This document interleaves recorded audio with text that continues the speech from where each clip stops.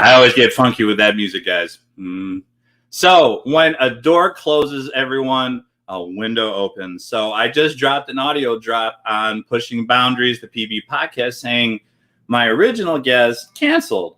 So just like being a good educator and being flexible, you pivot and you get that other lesson going. So I got to go. It's great. I got to go. So first things first, little piece of business, pushboundconsulting.com is an educational consulting firm specializing in all things professional development. If you are an educator, administrator, or superintendent looking for that amazing professional development in your school, in your area, give us a call, pushboundconsulting.com, message me at ZBPirate.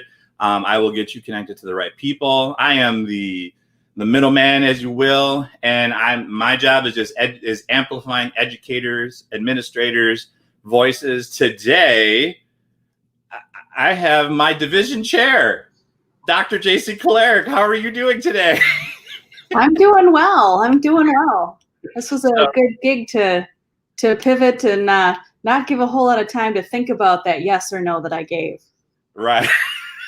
Well, to be fair, we had talked earlier in the week, and I had asked the question. She said, "Let me think about it." It's been 5 days, so I thought that was probably a good amount of time to get your thoughts. And I said, "There is no worries if you said no." She's like, "Sure." So I appreciate you. I appreciate coming on. So first things first, because what we do is just amplify, boundary pushers and everything else. Who are you, Dr. Kolarik? Who is Dr. Jasey Kolarik? And yes, there is no time limit put on there, so take as long as you want. That's a loaded question. And and you know what, ladies and gentlemen of the podcast, by the way, this is audio and visual. I don't know this whole story either, so I'm going to learn something too. Well, there's not a whole lot to the story. I've been in education for a little more than 20 years. I started out intending to be an English teacher and found a social science department that was the most amazing group of people. I too pivoted and realigned what was a hobby into a career of teaching world history mostly, and then into psychology. And then last year, amidst the initial beginning of the pandemic, I took a new position, and here I am as a division chair now. And how's that going? It's going. It's a loaded question. It's according to the other division chairs, it's never like this. So I'm not sure how. It seems to be going okay, but we'll see when we get back in person if I'm really doing the job or not. Now, do you think taking the division chair job, because I remember we were all talking about it. We have our little back office gang and everything else. And, we weren't in a pandemic. And did you imagine being a division chair in this kind of is it different? Do you think, will it be different when we come back all together in person? I think it'll be different when we come back for me. Because I've become very used to doing this very thing, not seeing people individually, in person, but it being more of a remote situation. Most of my meetings all of my meetings now are remote. Even initially, when I first took the position, most of the meetings were remote. So I've gotten very used to not seeing people. And sort of flying blindly, not being able to use a lot of biofeedback to tell me if I'm saying or doing or approaching things the right way. So there's a lot of feeling your way through in the digital environment that I hadn't anticipated. But I imagine that that's much of what the teachers are experiencing as well, not having that biofeedback and being able to look out at your classroom and say, oh, wow, they're so confused.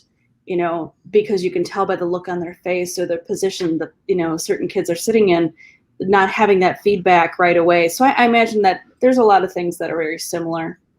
How's that transition though for educators who might be listening, wanting to take that step into a divisional chair or administrative position? How was that step for you from here, from a teacher to that? I mean, how was that? Is that like personal feeling, professional feeling? On Why a, do you phrase that? I mean, yeah. I when I was first approached about applying for the position, wasn't going to do that.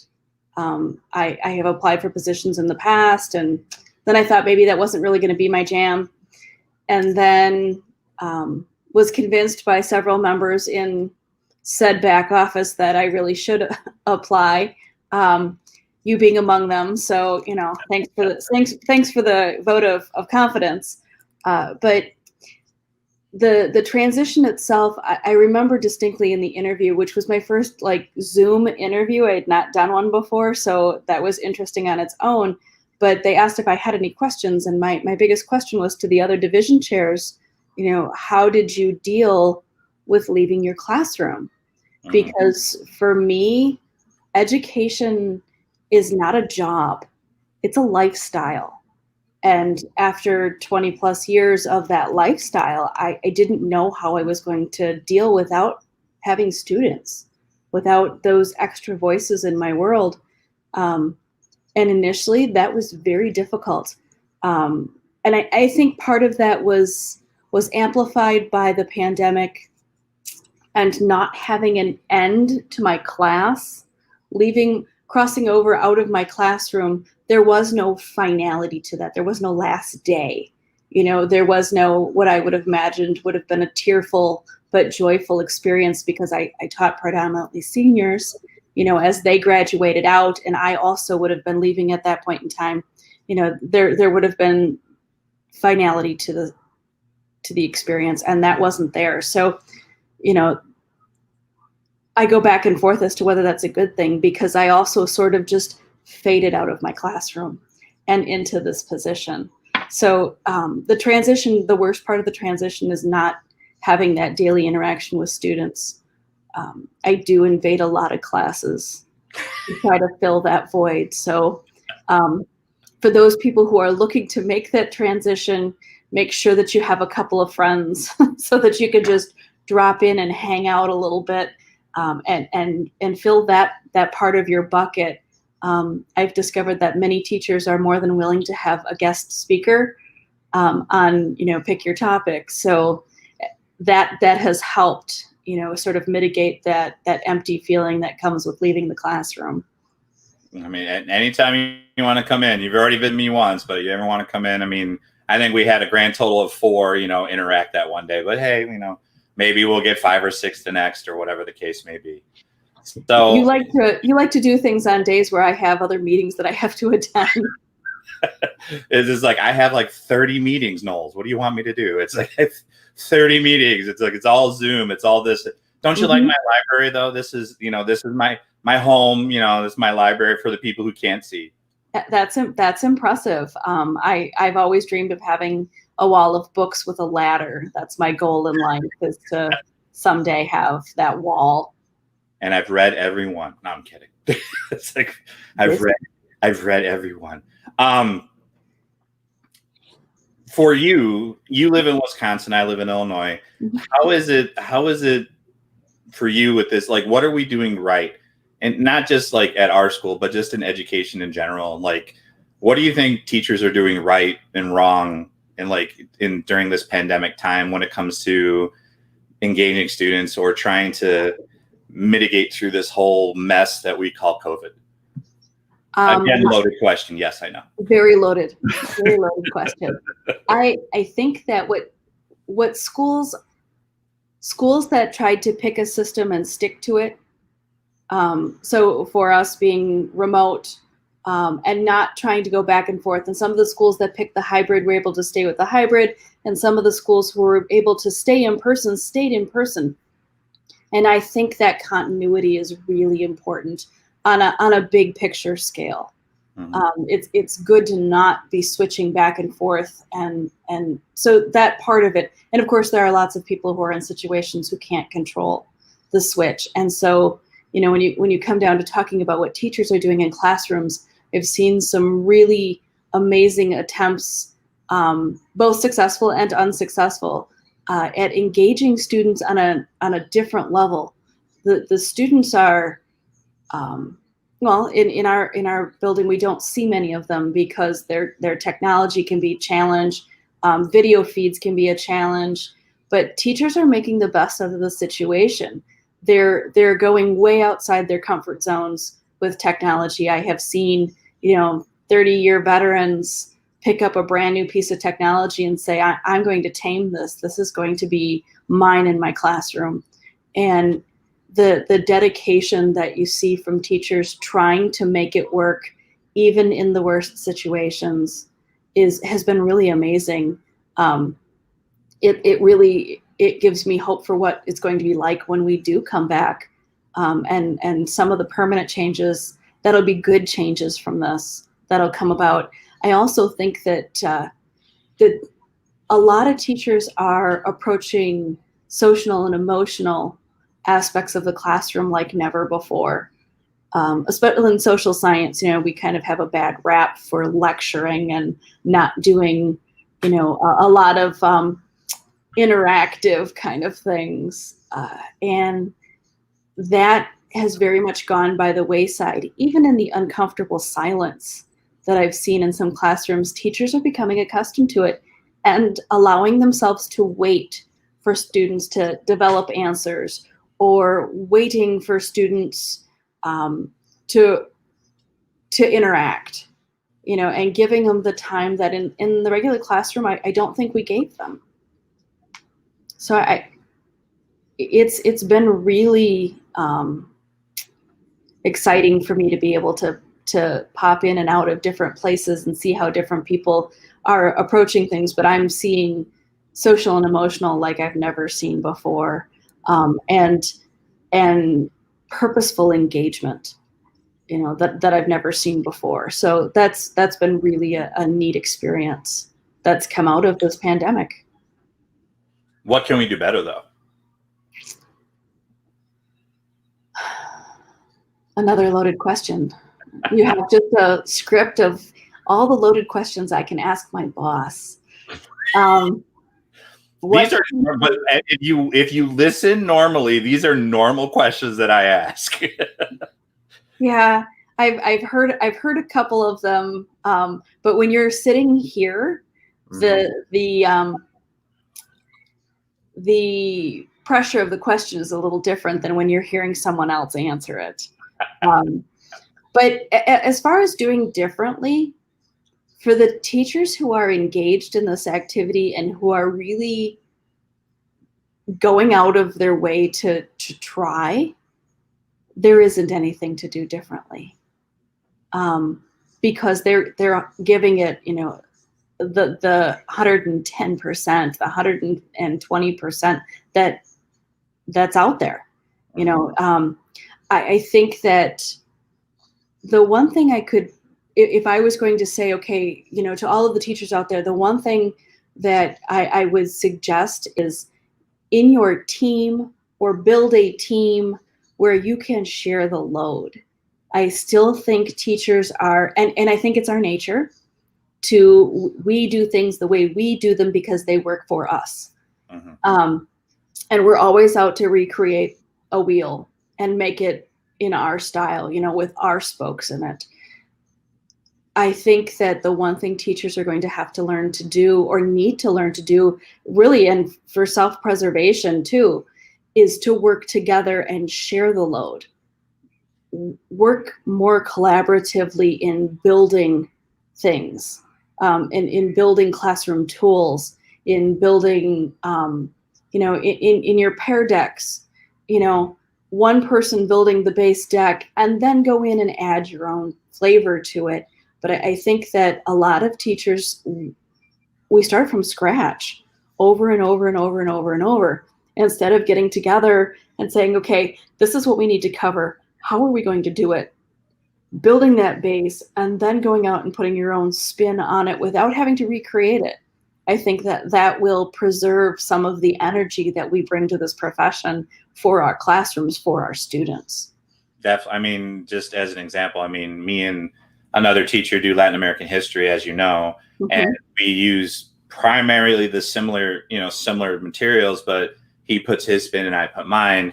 and it gives a lot more free time to really give the interpretation and the engagement on the social and emotional and everything else to make those connections. And being it's a brand new Latin American history class, to bring more flavor to it. So, when we do get in person, I can actually introduce a brand new class in person instead of over a computer screen, which, as well as everybody else, I wasn't a fan of, but it is what it is. And you got to pivot and be flexible and do what you got to do. So, I mean, it's, to each his own, but it's, I don't know. I mean, I agree with you 100%, but I wish more teachers would have grabbed the social emotional even before the pandemic and brought it into this time, because I think just making more connections, because you've seen it dropping into classrooms, is that the black screen syndrome. It's like you see black screens all over the place, and just getting them to turn them on. But why do you think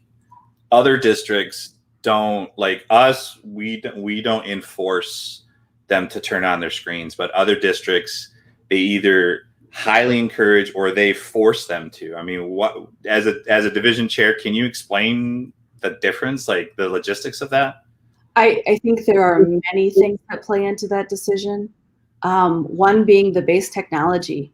If all of our students turn all of their cameras on, the technology itself will not run smoothly. True. I didn't even think about it that way. Yeah. So that's a huge issue. Your students are, their processors are overloaded because it's processing all of that stream coming in. And then, our socioeconomic spread is massive. And so not all of our students want to share what their homes look like. Some of them are learning in absolute chaos. Mom's running a daycare and they're in the middle of that while they're trying to learn. While a hugely unfortunate situation for that student, it's a situation that the student can only control by keeping that camera off, so that you're not seeing where they are. The other part of that is that the biology, the physiology, the psychology of processing all of that incoming information. When we first started looking at using Zoom, one of my concerns was, as teachers, you were going to be looking at a screen with somewhere between 15 and 30 boxes on it, all moving independently. And while you can't take in all of the biological information that's coming at you, you can take in a lot of it. And you would simply be exhausted from that stream, from concentrating on that tiny little screen of all of that information. So, it actually works out better. Not so much for making connections and not so much for reading faces, but as far as conserving energy. And I know that sounds maybe shallow, that I'm talking about this idea of conserving, but in this environment, the psychological stress that teachers are under, not just in their classroom, but in their home, and being cut off from their normal support systems, their normal physical support systems, you have to hang on to a little bit for yourself in order to give more to your students. And your students on the other end are doing the same sorts of things. They've been cut off from their friends, and the emotional roller coaster that causes, you reducing their exposure to more information that is necessary. They don't need the sensory overload, I guess is what I'm saying. It would be nice, but it's nice if you can encourage the students when they're in their breakout rooms, then turn your video on and talk to the other person. And like the small environment that you and I have right here, this isn't an overload for us, because it's just the two of us interacting. But add 15 people to this conversation, and it is visual overload. That's a fun podcast. That would be a fun podcast. Is 15. All right, you go. No, all right, you go. Right. It's like the Brady Bunch on speed. It is. And it's a constantly changing, in Zoom, people move around. So where you were looking to communicate at one point in time, if that student stops and somebody else jumps in and they shuffle on you, So now you're also engaging that ability to track where your contact point is traveling on the screen, and you have 15 to 30 contact points. That's a lot of stress. It's a lot of stress on your eyes. It's a lot of stress on your brain. I thought 4 children was enough. I mean, I got 15 to 30 on a screen. I got to chat this. Right. It's crazy. And so the on some level, the black box is actually doing you a favor in reducing that one more thing that you need to pay attention to. It doesn't work well for making the personal connections with the kids, and I totally understand that, and it's unfortunate. And some districts are doing it, and they're doing it because they have the technology to do it, and because they feel that it is necessary, that a student's only really engaged if they're looking at their screen. And we all know that that's not necessarily true. A student can be completely engaged and not looking at the screen at all. Mm-hmm. So my last thing for you, to be conservative of your, be mindful of your time. But this was a question that I think is an interesting one. I know our department is not looking for anyone new. We are fully staffed and everything. But I know there are some schools out there that are looking to hire people for the second semester, because some schools have lost teachers because of this pandemic, because they've been stressed, because they've been overworked or overloaded, or whatever the case is. If you were part of the hiring committee to hire a new teacher, what would you tell that new applicant coming in to this situation we have going now? What would you tell them to get them convinced that it's okay to come work in this as an educator right now? Or would you? I mean, not saying that, obviously every educator is welcome, but I'm like, but right now, like, would you give them something to say, hey, it's okay, or would you tell them to wait? Oh, I would. It's absolutely okay. We will be hiring at the end of this year. But wait, hold on. We're going to be not for our department, right? I'm okay. For our department. We have one retiree. Oh, okay. Yeah, no, this was not my secret way to tell you weren't coming back. Okay. No. I'm fine. Right? You're fine. We will have one retiree at the end of the year, and hopefully in the fall we will not be coming back to this situation. Oh yeah. But I think right now, for a new teacher coming in, this is going to be the most opportune time for education as a whole to change, to remodel ourselves into something that isn't so widget on the assembly line style that we've been in, following the strict agrarian calendar. And I think that if you're really in for the roller coaster of excitement, this is definitely the time to be getting into education. And for a new teacher, if you've student taught with real students, with real bodies in front of you, tangible, the one thing that you have to bring into this environment is an understanding that they're still there, they're still real, they're still tangible, just not in this very moment. And that this pandemic thing, this teaching completely online, is for the most part a blip. And it's going to go away, but it's not going to go away completely. Many places have discovered that they can reach more students online, and that some students are thriving in this environment. I have seen some students make unbelievable changes in their performance, their learning, their ability to engage with material in this particular environment. So as a new teacher, you have to understand that aspect is now in constant motion.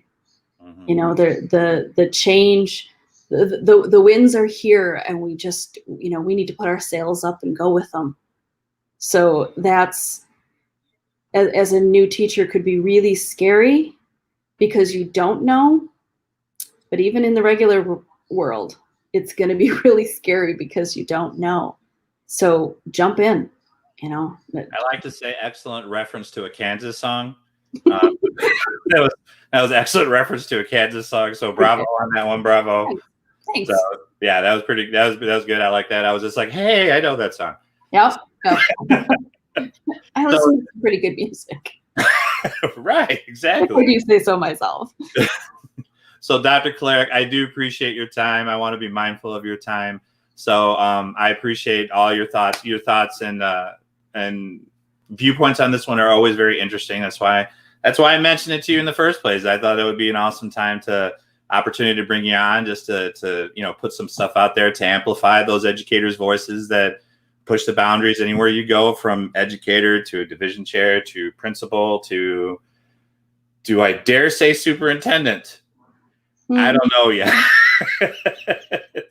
I don't know if I'm going to make that approach yet. We'll leave that for another time. That might be fun. I really appreciate you asking. That this is it's been fun. It's been nice to just be able to sit down and have a conversation with you without all of the chaos that goes on in our regular world. Oh, definitely. And then, but you know what? I did have a superintendent on a couple days ago, so I have had a superintendent on. But do we have the one we're talking about now on? We shall see. I think you go for it and learn all about the coalition of the willing. I vow in 6 months. I'll give myself 6 months. I'll make the ask. I don't know if I'll get it, but I'll make the ask. You might. He's a pretty outgoing guy. So this is true. So Dr. Kolarik, we thank you. And here at pushboundconsulting.com, we always say, and we always want you guys to push the boundaries virtually, either virtually in your classrooms, on the computer, on the Zoom screen, the Google Meet, or at home. What are you doing to push those boundaries? And just remember, we're here for our students every single day. Educators, you got one more week. Next week, we have Carrie Labarge on the show. One more week, then we reach the finish line for a good 2-week nap. Then we come back and do it all over again. So it's one of those things. I know Dr. Clarik's being like, thank you, God. 2 weeks, no Zoom calls. My God. So that's not how it really works. Yes, the life of a division chair is ever going, and I'm sure 50 emails doesn't even give you a limit to exactly how many emails you see every day. So yeah. Jeez. Dr. Kolarik, thank you so much. Everyone else, please be safe, mask up, be safe, and do what you need to do to be protecting yourself with everything going on. We want to see everyone have a good, safe Christmas going into the new year. So we'll talk to you soon. And if you are not a video person, you're more of an audio person, find us on Apple, Spotify, Google, Anchor, all those wonderful things. Everyone be good. Thank you so much.